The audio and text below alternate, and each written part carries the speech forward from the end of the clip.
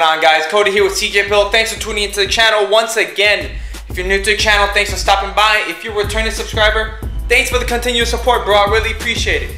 So today's video is gonna be kind of short. I'm basically just gonna explain to you what we found when we were inspecting the motor. If some of you aren't up to date yet, basically in the last video, the last episode of the rebuild, we tore apart the entire motor. It's basically the whole video is a time lapse of breaking down the motor from top to bottom, taking out all the pistons, rods, cams, taking off the head. Literally everything is off the motor right now. It is basically just sitting here right now, block and crank. Well, of course the crank, because we're not gonna take off the crank. Right now, you know, some of you guys are thinking, oh, I bet you it's the head. Oh, I bet you it's the shims. I bet you it's the rods. Well, if you guessed rods, you're right. What we have here is two piston rod assemblies. This one, you can see how it looks. Now take a look at this one. See that bend? When you put them right next to each other, you can see the bend really heavy. So yeah, guys, this one's bent.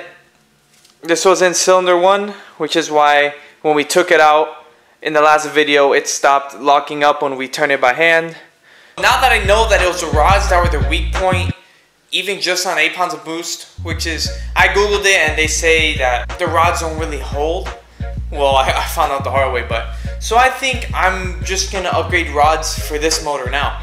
Instead of waiting to rebuild the other one, I'm actually thinking about at least putting rods in this motor, so that way it'll be able to hold the boost. And I might do head gasket, I might do a few other things. It really just depends on whether I can find the parts and whether I have the money for it at the time.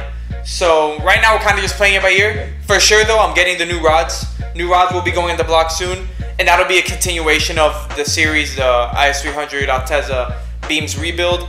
I will continue that series once the new parts come in and we start working on it more. But I just want to put out this quick video to let you guys know what happened. I know some of you are going to say that my block might be bad.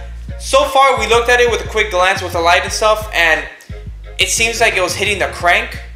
And the crank has a little bit of surface wear. It doesn't seem like it's bad, but you can tell that it was hitting the crank right here. I mean, it's not deep, like you can't feel it, but it's something. But I think we'll be fine. I don't think I'm gonna need a new crank or anything. I think that one's still fine. It barely ran with the knock, so it didn't really do much damage. Thank God I didn't run it longer than I did. But yeah, guys, so we bent a rod, new rods are coming, and we're gonna bring the beams back.